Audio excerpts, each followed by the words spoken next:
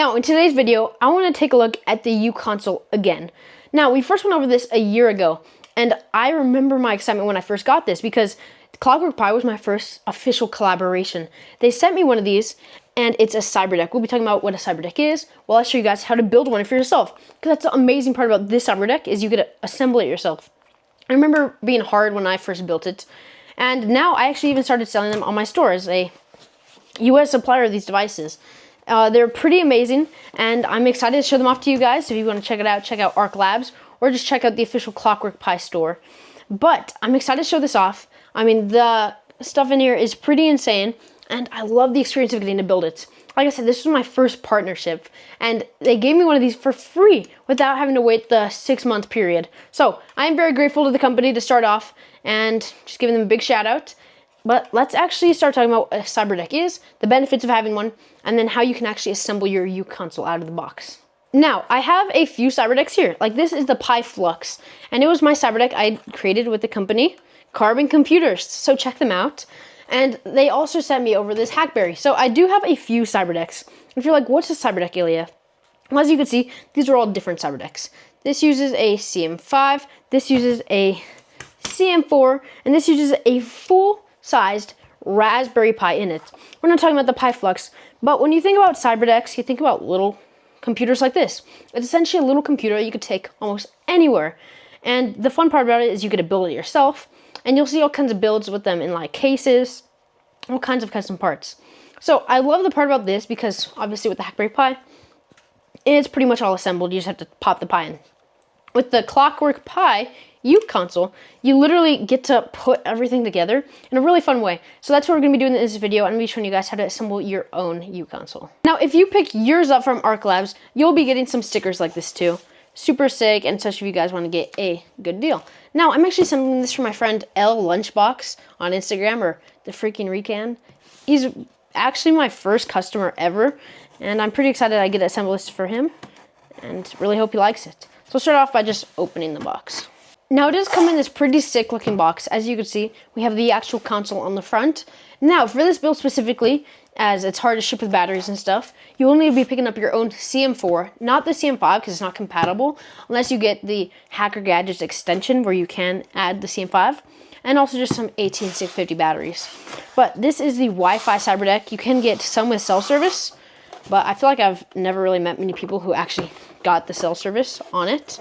I do have the attachment for mine, but never found it too useful because I'm not really trying to pay extra a month to carry on a cyberdeck. Now, opening this up, as you can see, we have all of our stuff already in here. So I'll probably just take this out right here, and we could go over all the parts we get in here. Got an instruction manual if you're trying to read all that. Now, here at the top layer, you can see we actually have the keyboard itself. We have the silicone that goes over the keyboard, and then we have the actual keyboard down here. We have the screen, also located on the front panel, and then we have the aluminum shell. Now, I originally got the silver, but the black looks so clean, and I'd say it's definitely superior to the silver.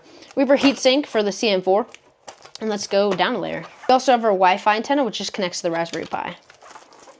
Taking off this front plate here, as you can see, we have our plate here, which is going to really hold all the different components together. Also a nice matte black finish, and it's also aluminum. We have our screws. The nice thing with this is that everything you're going to screw together is going to be with the one size. And then we have our metal back plate here and our kickstand, which we'll install probably last. I do wish the back could be completely black too, because it would look so clean, but it does look super nice with the silver back plate. This board here, which is where our speakers are going to attach to, but if you want to replace this out, you could replace it with like a KVM. I've seen that one. I actually have one of those with a 5G attachment. And then we actually have like the main part right here. This is what's going to have all of our connectors on the side for USB, mini HDMI, headphone jack, USB-C, and actually put our Pi into this board where everything else can connect to it. We have our battery set here at the bottom where you could attach your LiPo batteries. And what may be our most important board. Now, this is what we're going to attach the Raspberry Pi 4 onto to then attach it to the rest of the cyberdeck. The rest of this we can kind of shake out. Now let's organize a bit. We have the actual plate here. This is where I like to start my build. So we're going to make sure it's laying face down like this. And we can start off by putting everything in it. I'd say the number one most forgettable thing is most people forget to slot this in before they install the main board. And this is going to be where your on switch is. This actually is your on switch, so you could turn it on later. We have the on switch here at the top, and you could identify this as on because the button's up here and then the row's at the top. So this guy really just sits right into these holes on the side, and then from here we'll screw it in. Now the next step is we're going to get our little speakers, and we're going to want to insert them with the little gold part. As you can see, they have the gold here. We could take off the sticker, and then it should just fit right into these little slots here. Now we're going to get this piece. Like I said, not really much going on here because there's not a bunch of components on it at the moment. But we're going to want to get the short side and put it with this short side up here, long side. And we're going to want to insert at this angle and then just press it all the way down. You'll notice it's kind of springy, and that's normal. So from here, you just want to screw it down. We can now go ahead and put in the battery module. So as you can see, the battery module has these slots here, and it has these female slots here. So you're going to want to push it in kind of like so. Say it's kind of fine to not be so gentle with this part. Of course, you're going to be gentle with the whole build. But if something is just not fitting in, do not try to force it. And once it is in, it should line up like this. And then these holes should line up so we can screw it in from here. Now that we're done with this side, we can flip it over. And we have the smaller side for our screen, as you can see. And I don't want to remove the protective layering yet, but we can just insert the screen cable through there and lay this guy perfectly in here. Down here is going to be where the keyboard goes. And you will notice we have the keyboard and we have this white sheet on top of it. We could take the white sheet off. And there's these little sticks, all 4 in each corner, and 1 right here in the middle. We can make sure this is just inserted like this. There's 2 sides to it. You do want to make sure the pogo pins are down, like so. We can then grab our silicone, and it also has these holes on it, which will also just fit it right in here if you do it correctly. And then you have your little mouse pad, or your little mouse ball, trackball. So as you can see with the trackball, it has these 2 sides with these little nubs on top of it, here and here. And this has 2 little holes on it to put in here.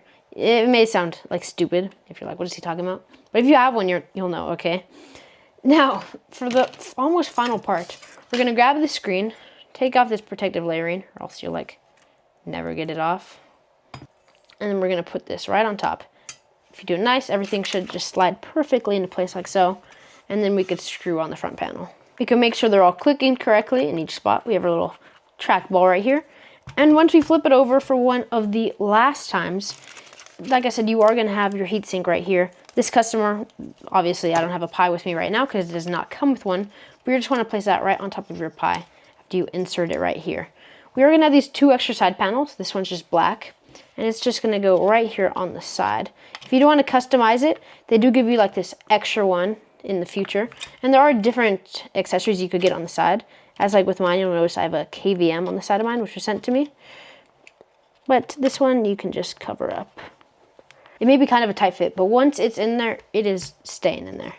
You could pull this through a little bit more and then just line this down the side for now.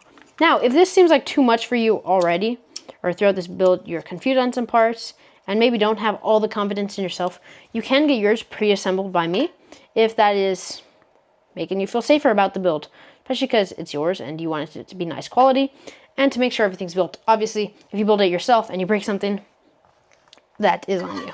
This back piece is going to go like so on the back, and then we can screw it in at the 4 points. You may be wondering what this hole in the middle is for, and well, we can actually toss a screw in there and use this for the kickstand.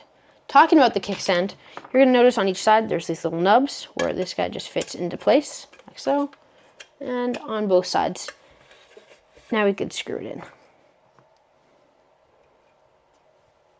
Now, if you did everything right, it should just lock into place, and your Uconsole should be looking like this. You'll have your ports on the side, fully exposed. Now, there's a few reasons I would choose this over a few other cyberdecks. Of course, the aluminum build has got to be #1. It does use a CM4, but if you're in the work field or you're in a place where you can't have 3D printed frames, this is going to be your absolute best bet when it comes to them. It's fully aluminum all around. The shell's going to last you a long time, and these aluminum parts are getting so expensive to cut nowadays, and with everything in the kit, it sets you up perfectly to build one for yourself. Like I said, you just need some 18650s, which I can leave in the description of this video if you want to get one for yourself, along with a Uconsole from ArchLabs. And I'll leave a link to ClockworkPi too, because they are a sick company, and it is insane to believe that somebody designed this PCB and everything to fit together so well. But that's pretty much it for today's video. Make sure to like and subscribe. Check out ArchLabs. I have all kinds of cool cyber gadgets over there. Join my Discord, ages 13 to 17. It's a place where kids can join the cybersecurity community and learn in a good environment while they're doing it. We have kids joining, how do I do this? How do I flash this device? So love helping out there. Without further ado, I'll see you guys in my next video. Bye.